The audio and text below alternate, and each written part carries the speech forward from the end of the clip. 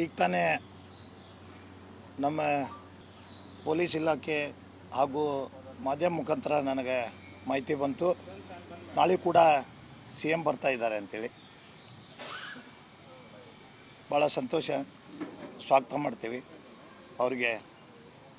ಈ ಒಂದು ದುಃಖದ ಮನೆಯಲ್ಲೇ ನಮಗೆ ಧೈರ್ಯ ತುಂಬಲಿಕ್ಕೆ ಬರ್ತಾ ಇದ್ದಾರೆ, ಅವರಿಗೆ ನಾವು ಸ್ವಾಗತ ಮಾಡ್ತೀವಿ. ಆರೋಪಿನ ಏನು ಕೊಲೆ ನಡೆದಂಥ ಸ್ಥಳಕ್ಕೆ ಮಹಾಜನ್ ಮಾಡಲಿಕ್ಕೆ ಮತ್ತು 6 ದಿನ ಏನಂದರೆ ಕಸ್ಟಡಿ ತೊಗೊಂಡಿದ್ದಾರೆ. ಈಗಾಗಲೇ ತನಿಖೆಯನ್ನು ನಾವು CBIಗೆ ಕೊಡಬೇಕಂತೇಳಿ ಕೇಳಿದ್ವಿ. ಅನೇಕ ಸಂಘ ಸಂಸ್ಥೆಗಳು, ಎಲ್ಲ ವಿದ್ಯಾರ್ಥಿ ಪರಿಷತ್ಗಳು, ಎಲ್ಲ ಸಮಾಜದ ಮುಖಂಡರು, ಎಲ್ಲ ರಾಜಕೀಯ ಪಕ್ಷಗಳು, ಎಲ್ಲ ನಮ್ಮ ನಾಡಿನ ಸಮಸ್ತ ಮಠಾಧೀಶರು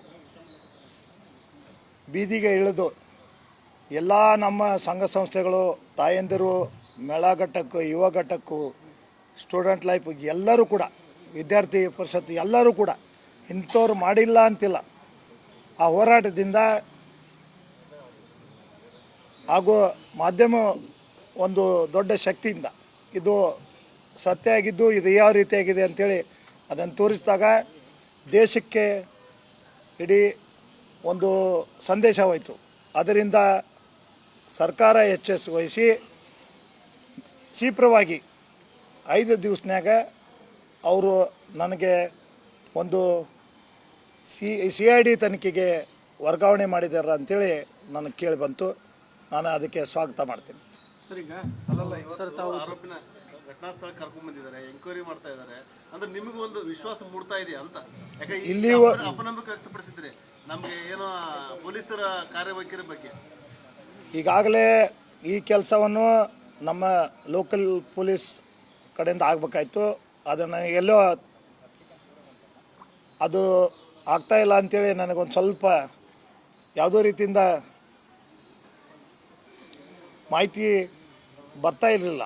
ಅದಕ್ಕೆ ಈಗ CID ಕೊಟ್ಟ ನಂತರ ಅವರ ತಕ್ಷಣ ಈಗ ಆಫೀಸರ್ಗಳನ್ನು ಬಂದು ಆ ಕೇಸ್ ಫೈಲನ್ನು ತೊಗೊಂಡು ಕೋರ್ಟಿಗೆ ಕೊಟ್ಟು ಕಸ್ಟಡಿಯನ್ನು ತೊಗೊಂಡಾರ ಅಂಥೇಳಿ ಮಾಧ್ಯಮ ಮುಖಾಂತರ ನನಗೆ ಮಾಹಿತಿಯನ್ನು ಬಂತು, ವಕೀಲರ ಸಂಘದ ವತಿಯಿಂದ ಬಂತು. ಅದನ್ನೇ ನಾನು ಅವರು ಮಾಡ್ತಕ್ಕಂಥ ಕೆಲಸಕ್ಕೆ ಅವ್ರಿಗೆ ಯಾವುದೋ ರೀತಿಯಿಂದ ನಾನು ನಿಷ್ಪಾತವಾಗಿ ಇರಲಿ ಅಂಥೇಳಿ ನಾನು ಬಿಡ್ತೀನಿ. ಅದ್ರ ಜೊತೆಗೆ ಅವ್ರು ಮಾಡ್ತಕ್ಕಂಥ ಕಾರ್ಯದಲ್ಲಿ ಎಲ್ಲರಿಗೂ ಕೂಡ ನ್ಯಾಯ ಸಿಗಬೇಕು, ಹೋರಾಟಕ್ಕೆ ಕೂಡ ಒಂದು ಶಕ್ತಿ ಬರಬೇಕು. ಈಗೇನು ಹೋರಾಟದಿಂದ ಈ ಶಕ್ತಿ ಬಂದಿದೆ, ಅವ್ರು ಮಾಡ್ತಾಯಿದ್ದಾರೆ, ಅದು ಹೋರಾಟದ ಶಕ್ತಿ. ಅದನ್ನೇನು ತೋರಿಸಿ ಈಗ ಮಾಧ್ಯಮ ಮುಖಾಂತರ ಅದನ್ನು ತಿಳಿಸಿದಾಗ ಈ ಒಂದು 5 ದಿವಸಕ್ಕೆ ಆದೇಶ ಆಕೈತಿ. ಒಂದು ಸ್ಪೆಷಲ್ ಕೋರ್ಟ್ ರಚನೆ ಮಾಡ್ತಾರೆ. ಅದ ನಂತರ CID ಅವರು ಆ ಕೇಸನ್ನು ತಮ್ಮ ವಶಕ್ಕೆ ತಗೊಂಡು ನ್ಯಾಯಾಲಯಕ್ಕೆ ಆರೋಪಿನ ತಮ್ಮ ಕಸ್ಟಡಿಯಲ್ಲಿ ತಗೊಂಡು ಎನ್ಕ್ವೈರಿ ನಡೆಸಿದ್ದಾರೆ ಅನ್ನೋ ಒಂದು ಮಾಧ್ಯಮದಿಂದ ಗೊತ್ತಾಯಿತು ನನಗೆ.